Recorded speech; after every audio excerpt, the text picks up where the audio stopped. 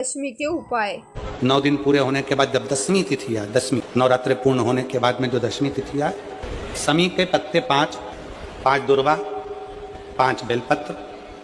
भगवान शंकर के मंदिर में 1 शमी का पत्ता, 1 दुर्वा, 1 बेलपत्र भगवान शंकर से अपनी कामना करके, अपना गोत्र बोलकर शंकर भगवान के शिवलिंग पर समर्पित करें। फिर दूसरा पत्ता, दूसरा शमी पत्ता, दूसरी दुर्वा, फिर शिव जी पे समर्पित करें। 5 पत्ते शमी के, 5 दुर्वा, 5 बेलपत्र जो विजयदशमी की तिथि रहे नवरात्रि के बाद की, समर्पित कर कर 1 लोटा जल 3 बार शंकर जी को उसी जल से 3 बार समर्पित करें। अपनी कामना कर कर चढ़े हुए जल का भाग थोड़ा सा लेकर आएं, घर के दरवाजे पर, व्यापार के स्थान पर उसका सिंचन करें और हृदय से बाबा से प्रार्थना करें, बाबा तेरे भरोसे हैं, बहुत चिंता है, बहुत टेंशन है, कर्जा बहुत है, दुख बहुत है, व्यापार चल नहीं रहा, तुझे संभालना। हमारा विश्वास करता है 3 महीने के अंदर जहां भी कथा होगी वहां आपका खुद का पत्र आकर आप लिखकर भेजोगे कि मेरे बाबा। पंचदशमी पंच शनि पूजन की महत्वता होती है। क्यों कहा जाता है कि अगर कोई आपको ज्यादा परेशान कर रहा है, बहुत टेंशन दे रहा है, बहुत ज़्यादा अगर वो इतना हताश हो गए कि आपने सोच लिया अब तो मर जाऊं तो अच्छा है, इसका नाम लिख जाऊं, ये सब चीज करने से अच्छा है 5 दशमी।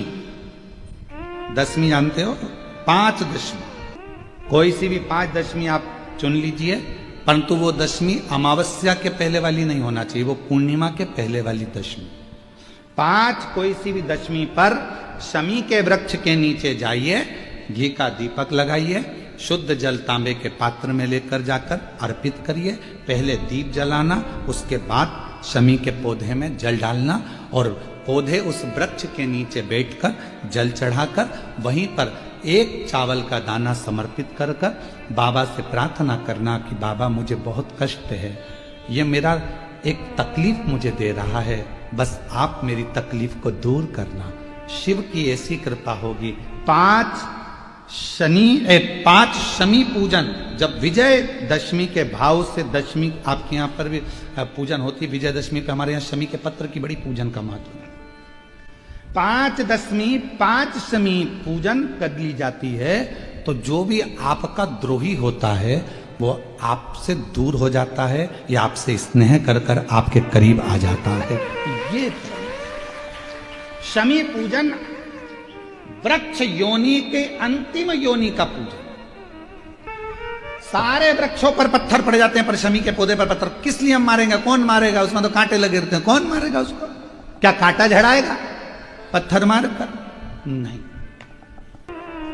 हम तो यहां तक कहेंगे कि शमी की आराधना, साधना आपके द्रोहियों को, दुश्मनों को भी दूर कर देती।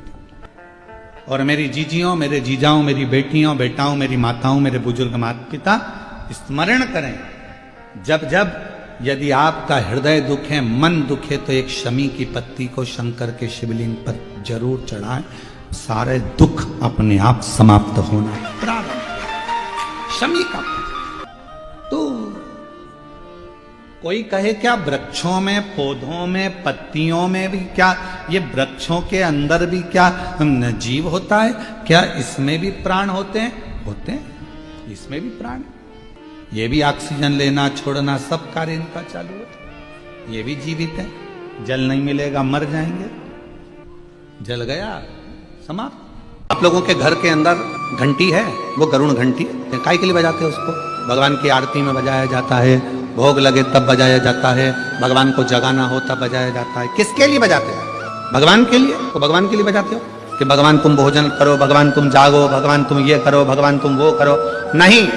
शिव महापुराण की कथा कहती है घंटी का नाद इसलिए करा जाता है कि अपनी बुद्धि को, अपने चित्त को केंद्रित करो भगवान के चरणों की ओर। और जितने घर में सदस्य हैं, घंटी की आवाज को सुनकर अपने विवेक को ये केंद्रित कर लें कि मेरे घर में मेरा लड्डू गोपाल, मेरे घर में मेरा ठाकुर, मेरे घर में मेरा राम, मेरे घर में मेरा दत्त, मेरे घर में मेरा हरिविठल, मेरे घर में मेरा विश्वनाथ, मेरे घर में मेरा सोमनाथ बैठा हुआ। अपनी बुद्धि को केंद्रित करना, अर्थात गणेश जी के हाथ में जो कुंदुक होता है, उस कुंदुक, जो गणेश जी के हाथ में कुंदुक होता है, 7 दुर्वा कितनी दुर्वा लेना है? दूबा बोलते हो, दुर्वा बोलते हो, पंजाब में क्या बोलते हैं? दुर्वा ही बोलते हैं ना। तो 7 दुर्वा, उसके पीछे के हिस्से में लाल चंदन लगाना और गणेश जी को कुंदकेश्वर महादेव के नाम से समर्पित करना। जब दुर्वा चढ़े उस पहले तो आप कुंदकेश्वर महादेव का नाम ले लेना। जब दुर्वा गणेश जी के पास में चढ़े तब चंद्र गणेश का स्मरण कर लेना और अपने दिल की बात बाबा से प्रार्थना कर कर उस दुर्वा को चढ़ाओ। एक दुर्वा उसमें से मांग कर लेकर आओ। जिस दुर्वा को जब मांग कर लेकर आओ तो वो जो व्यक्ति नशे में धुत रहता है या गलत काम में धुत रहता है उसको वो दुर्वा सुबह खाली पेट एक दुर्वा उसको खाने को दो। नहीं खाए तो उसको कोई भोजन आदि के साथ में उसको दो। उसका नशा धीरे धीरे धीरे धीरे वो छोड़ देगा और श्रेष्ठ बन जाएगा। श्रेष्ठ कुंदकेश्वर महादेव या कुंदुक का प्रहार, कुंदुक 2-3 जगह पर काम करता है। कुंदुक का अगर आपने कभी स्मरण करा हो कुंदुक का तो कभी, वैसे तो मेरे को लगता है कि आप लोगों ने गणेश जी के हाथ में कुंदुक देखा होगा। एक शस्त्र होता है जो एस जैसा बना होता है, जो गणेश जी के हाथ में पकड़े होते हैं। दर्शन किया है तो वो कुंदुक कहलाता है। जो बहुत चिड़चिड़ा हो जाए, बहुत अपशब्द कहना, बहुत ताने देना, बहुत गाली देना, बहुत आड़ा टेढ़ा करना, जरा जरा सी बात में बिखर जाना, क्रोध आ जाना।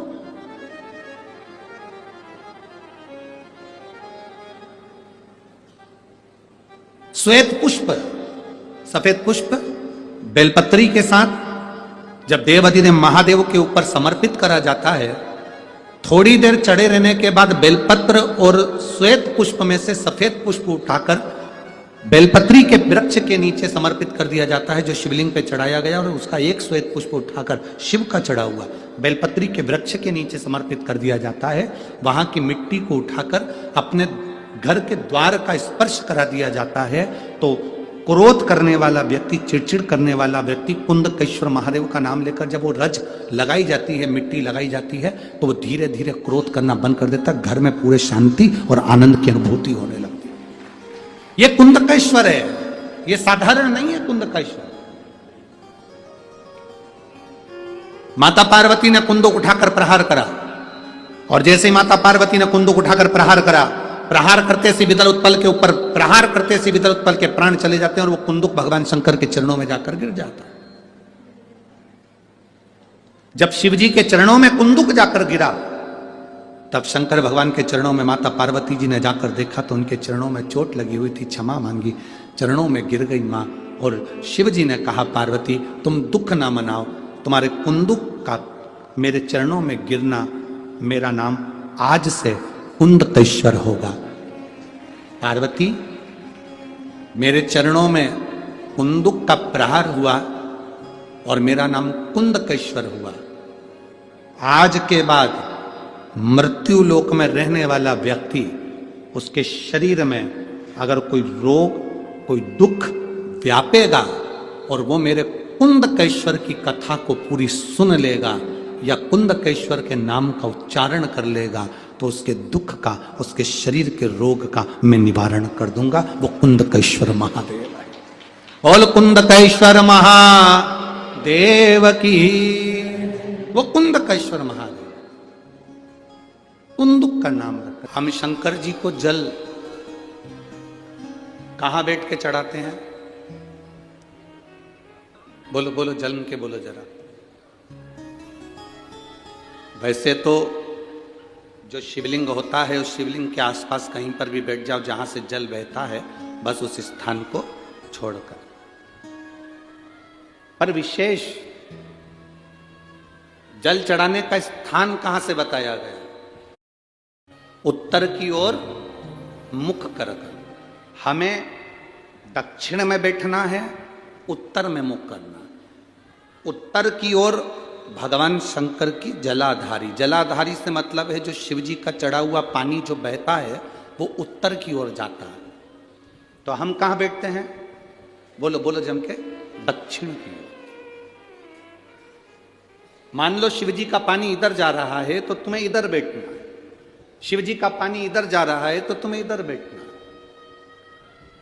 वैसे तो शंकर के शिवलिंग के आसपास कहीं पर भी बैठकर पूजन कर सकते हो, पर विशेष कोई कामना होती है, विशेष कोई मनोकामना है और आपका दुख जब कटता नहीं है, आप हार जाते हो, तब उस समय पर दक्षिण में बैठकर जहां उत्तर की ओर मुख कर कर भगवान देवाधिदेव महादेव को जल समर्पित किया जाता है।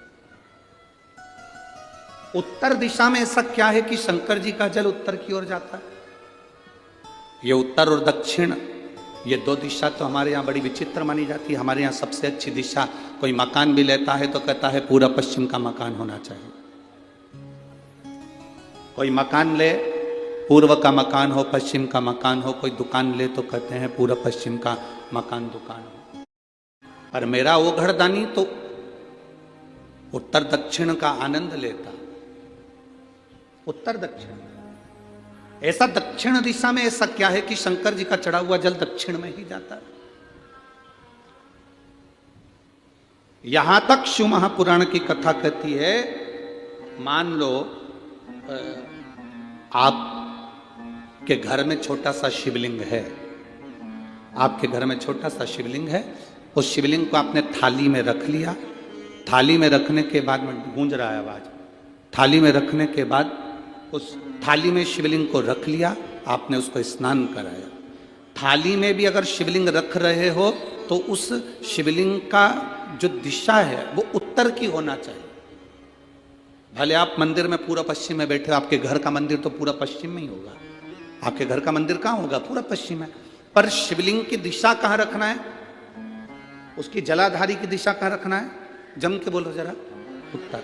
आप मंदिर में पूरा पश्चिम में बैठो, आपके घर के मंदिर में आप पूरा पश्चिम में बैठ के पूजन करो, क्योंकि आपका मंदिर पूरा पश्चिमी होगा। ऐसा कोई घर नहीं जिसके घर के अंदर मंदिर पूरा पश्चिम में नहीं है। आप पूरा पश्चिम में बैठो, पर शिवलिंग को थाली में भी रखो तो उसकी जलाधारी उत्तर की होना चाहिए। आपने अगर स्नान कराया है शंकर भगवान के शिवलिंग का जल जो आप लेकर जा रहे हो विसर्जन करने के लिए, शिवलिंग का चढ़ा हुआ पानी जो भगवान को हम घर में स्नान कराते हैं, भगवान को घर में नहलाते हैं, स्नान का जो जल होता है उसको हम ले जाकर जब वृक्ष में डालते हैं, उस समय पर शंकर का घर में चढ़ा हुआ जल जब हम ले जाकर उसको डालते हैं वृक्ष में, अगर आपका ध्यान उत्तर की ओर है, आपका मुख उत्तर की ओर है, भले आप जल डाल रहे हैं पर मुख यदि आपका उत्तर की ओर है तो आपकी मनोकामना पूर्ण होती ही है, ये निश्चित है। शिव जी का चढ़ा हुआ जल भले हमने अपने घर में स्नान कराया, भले हमने अपने घर में नहलाया, शिवलिंग को अपने घर में स्नान कराया, पर उसका जो जल नहलाने के बाद सब भगवान जब नहा लिए, अपने शिव जी को नहला लिया, वो जल रखा है, पूजन अर्चना सब हो गई, बाद में आप पूजन पे से उठे, उस जल को लेकर गए, आपने जो विसर्जन किया उस जल को आपने पेड़ पौधे में डाला, वो जल उत्तर, भले आपका वृक्ष कहीं पर भी हो पर आपका मुख उत्तर का है और आप उस जल को, शंकर के चढ़े हुए जल को आप पेड़ पौधे में डाल रहे हैं, मतलब आपकी राहें खुल जाएगी और मंजिल तक आप पहुंचोगे जरूर, ये निश्चित। ऐसे ही शिव महापुराण के उपाय देखने के लिए चैनल को सब्सक्राइब करें। श्री शिवाय नमस्तुभ्यम।